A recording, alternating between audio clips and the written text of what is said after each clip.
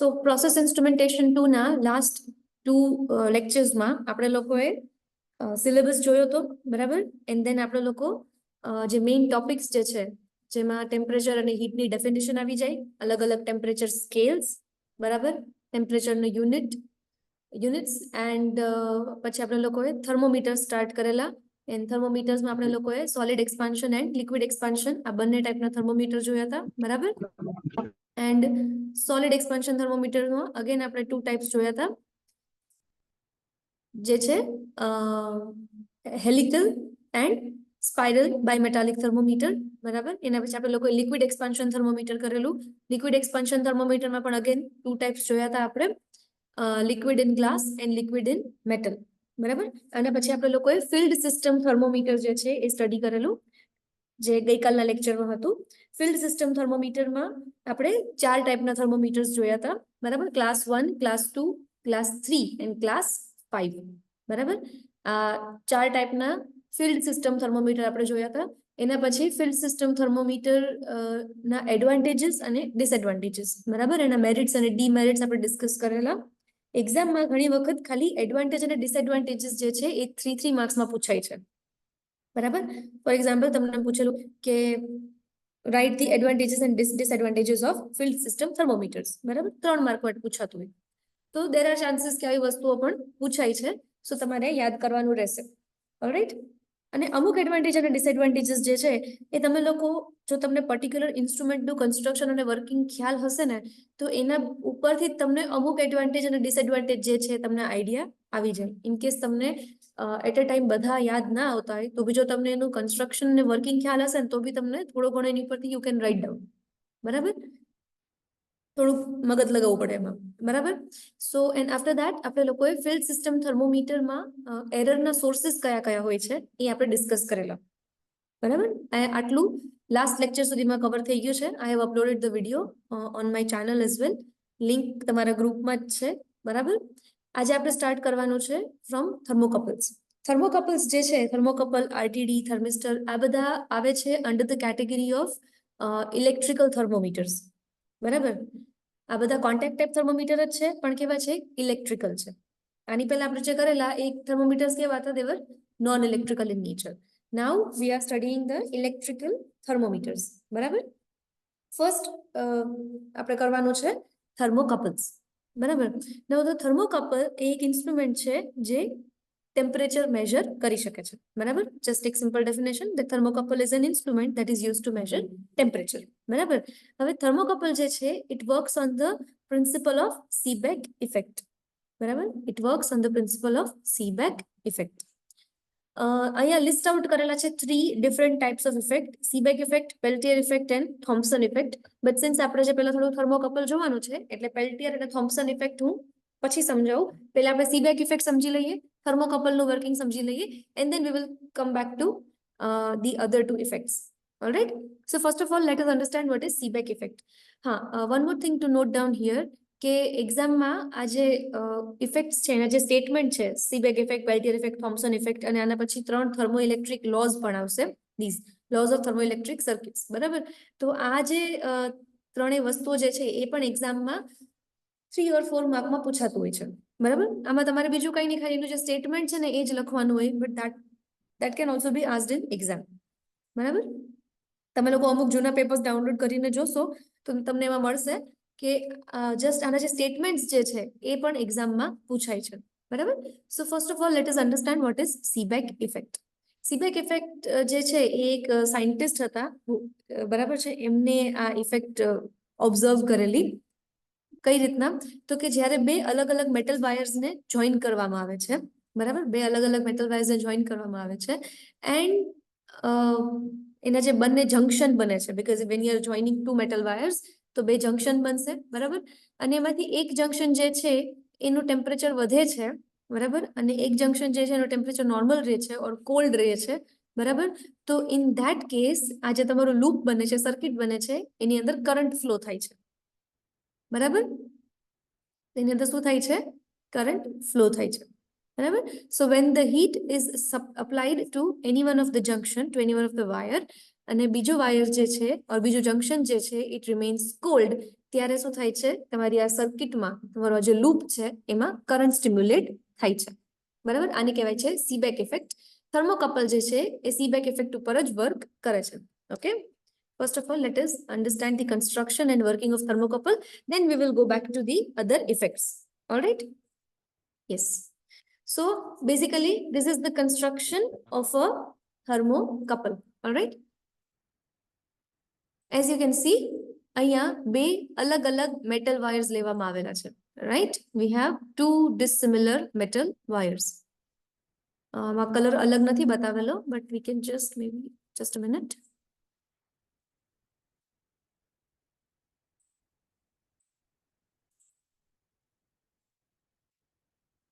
એક છે તમારો આ વાયર, એક મિનિટ,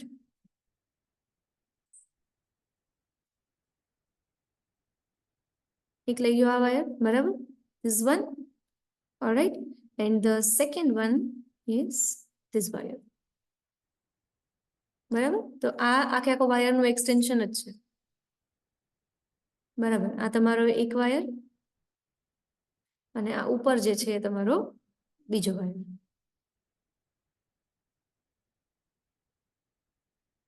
બરાબર.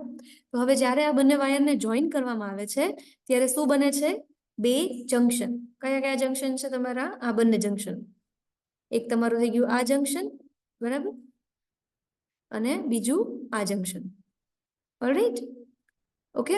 સો now what we have done, we have joined together two different metal wires, બરાબર, dissimilar metal wires.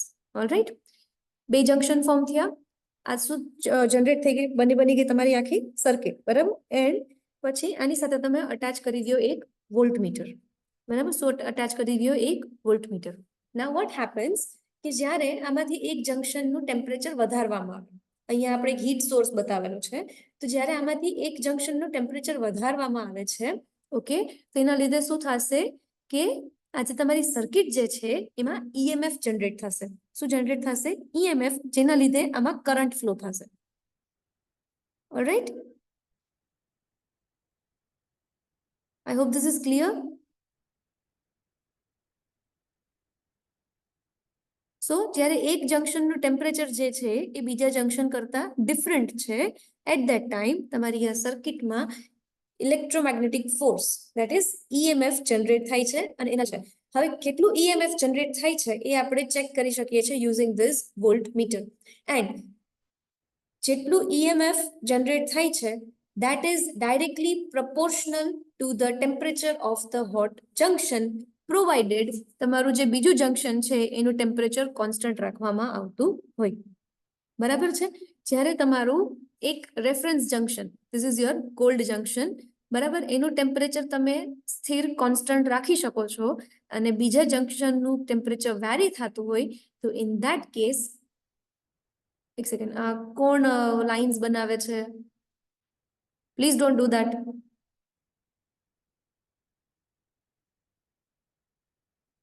બરાબર. તો when one junction is held at a constant temperature, ત્યારે બીજા જંક્શનમાં આવતો જે ટેમ્પરેચર ડિફરન્સ છે, ઈએમએફ જેટલો જનરેટ થાય છે, it is directly proportional to the temperature of the hot junction. બરાબર, I hope this is clear.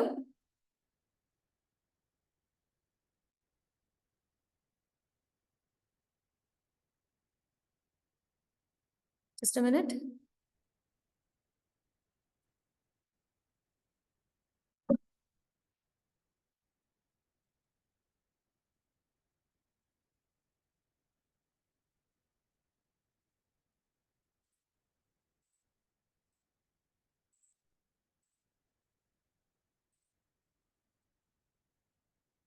So I hope અહીંયા સુધી બધા લોકોને ક્લિયર હોય.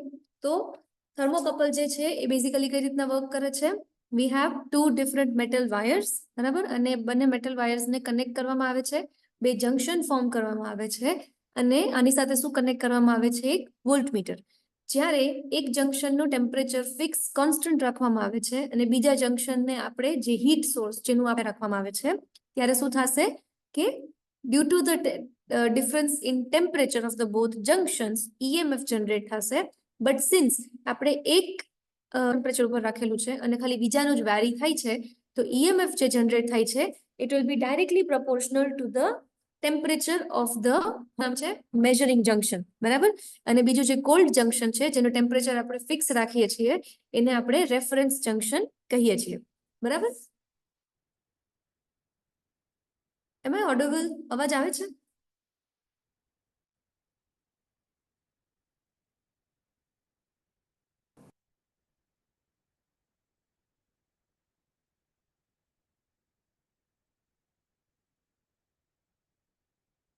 કોઈને કઈ ડાઉટ છે?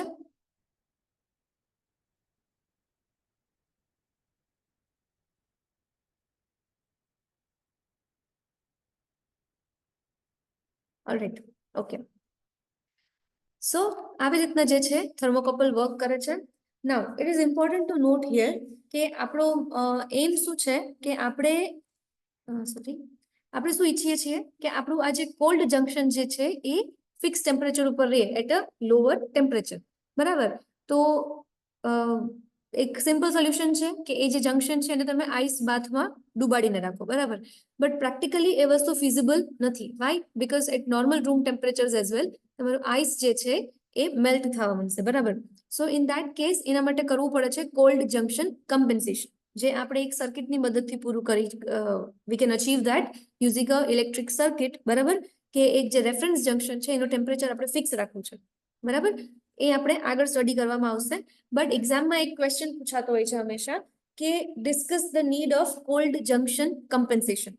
એક્ઝામમાં એક ક્વેશ્ચન બહુ પૂછાતો હોય છે કે ડિસ્કસ અથવા state the need of cold junction compensation. તો એ શું કામ કરવું પડે છે? તો કે આના માટે કરવું પડે છે. એનું રીઝન હું તમને સમજાવું છું કે આપણે શું કીધું કે થર્મોકપલ જે છે એમાં EMF ક્યારે જનરેટ થશે? જ્યારે બંને જંક્શન જે છે they will be at different temperatures, બરાબર.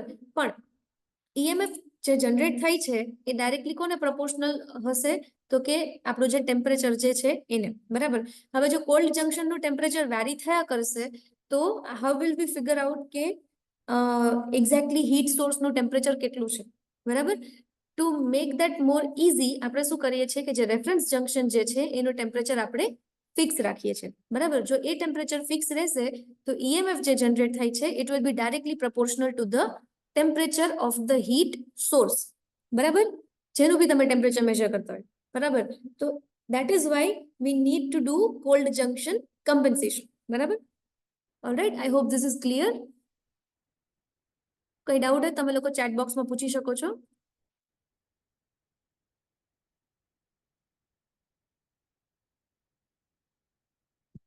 Is there any doubt? નહીં તો હું આગળ કન્ટિન્યુ કરું.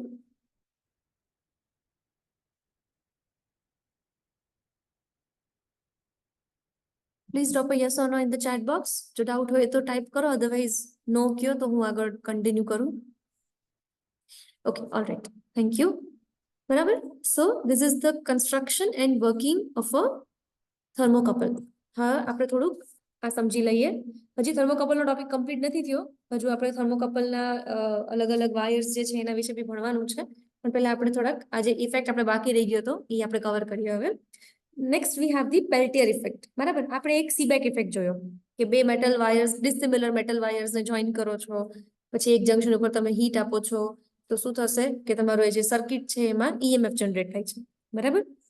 નાઉ પેલ્ટિયર ઇફેક્ટ જે છે એ સીબેક ઇફેક્ટનું ઓપોઝિટ છે, બરાબર. Peltier effect is the opposite of Seebeck effect, બરાબર. હવે આ શું કહે છે? This effect states that the difference of the temperature can be formed among any two dissimilar conductors by applying the potential variation among them. શું કહેવા માંગે છે? ઓમાં શું થતું હતું કે બંને જંક્શન ઉપર ડિફરન્ટ ટેમ્પરેચર આવે છે એટલા માટે તમારો લૂપ જે છે એમાં EMF જનરેટ થતો હતો.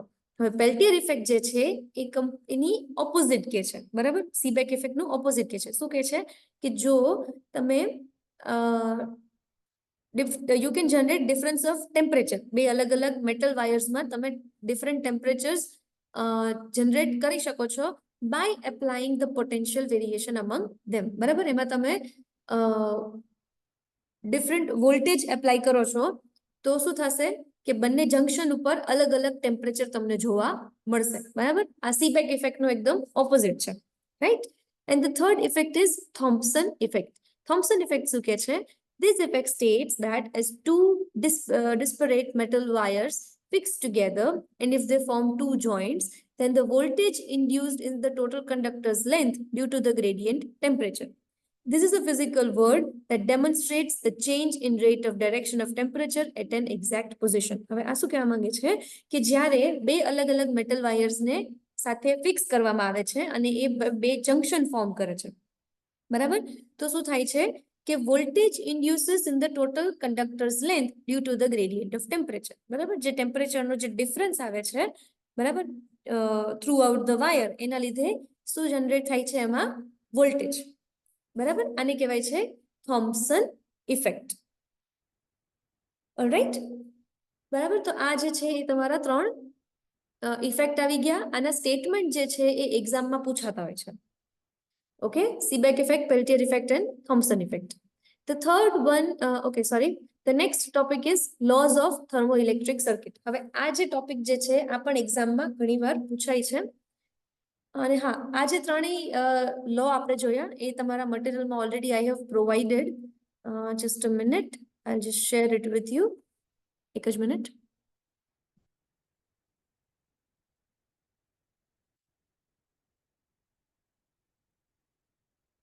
Just a minute. I hope my screen is visible.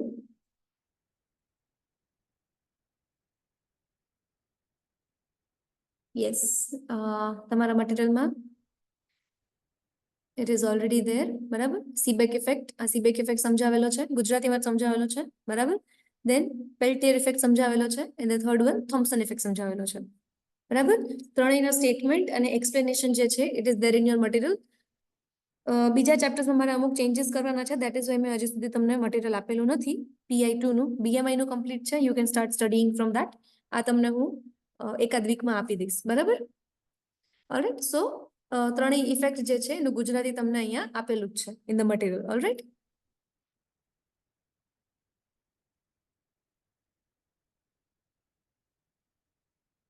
okay, so these are the 3 effects. Next we have the thermoelectric circuits na laws, બરાબર? Laws of thermoelectric circuits. 3 law છે.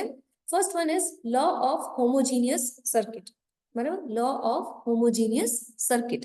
આ શું કહે છે? An electric current cannot be sustained in a circuit of a single homogeneous metal, however varying in section, by application of heat alone. શું કહેવા માંગે છે કે જો સેમ હોમોજીનિયસ મેટલ, મતલબ સેમ મેટલ વાયર જો યુઝ કરેલો હશે થ્રુ આઉટ ધ સર્કિટ, બરાબર? સેમ મેટલ વાયર યુઝ કરેલો હશે થ્રુ આઉટ ધ સર્કિટ, બરાબર? તો ઇન ધેટ કેસ તમે ગમે એટલી હીટ આપશો તો બી એમાં વોલ્ટેજ જનરેટ થશે નહીં, બરાબર? તો બી એમાં વોલ્ટેજ જનરેટ થશે નહીં. સો an electric current cannot be sustained in a circuit of a single homogeneous metal. Single homogeneous metal એટલે એક જ સિંગલ મેટલનો વાયર લઈને તમે જો સર્કિટ બનાવશો તો be in that case you will not be able to generate electric current.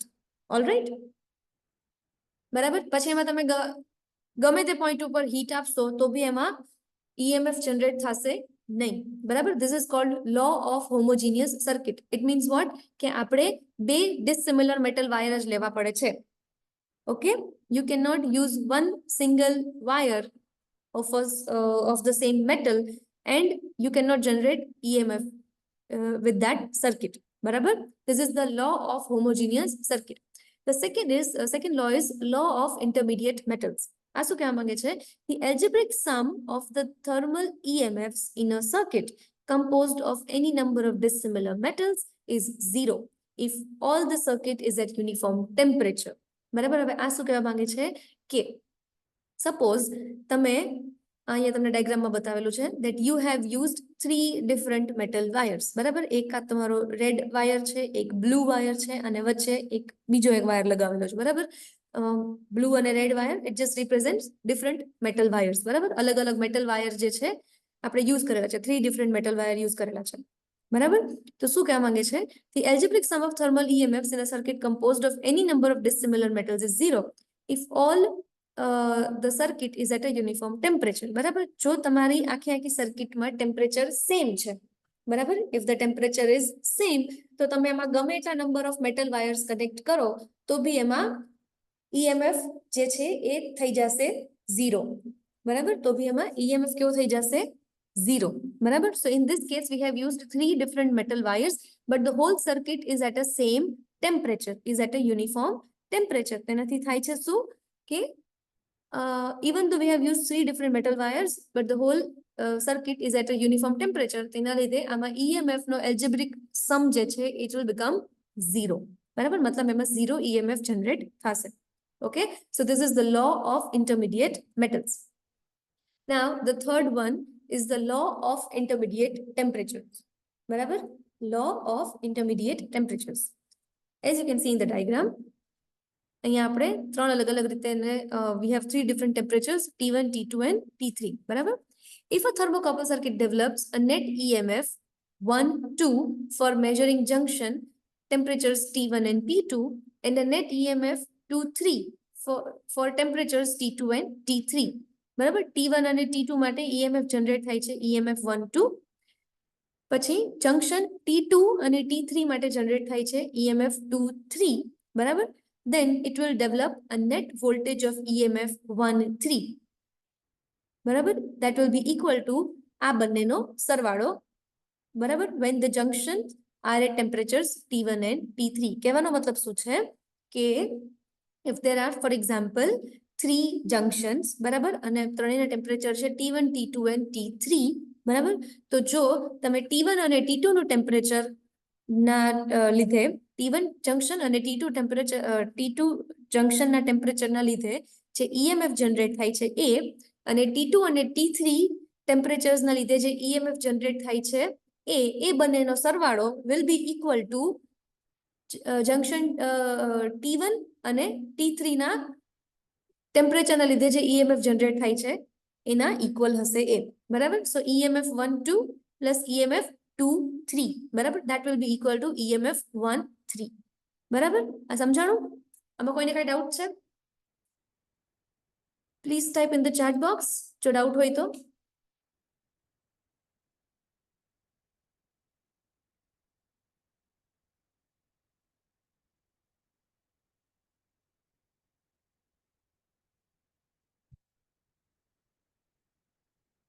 Please type in the chat box જો કોઈ ડાઉટ હોય તો.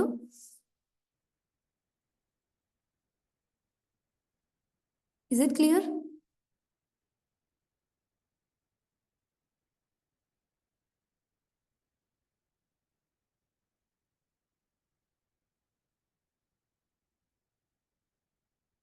Okay, all right.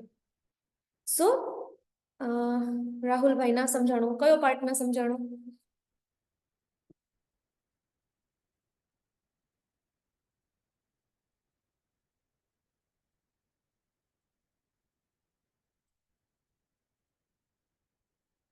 તમે કયો તમને શું નથી સમજાણું તો હું ત્યાંથી જ સમજાવું.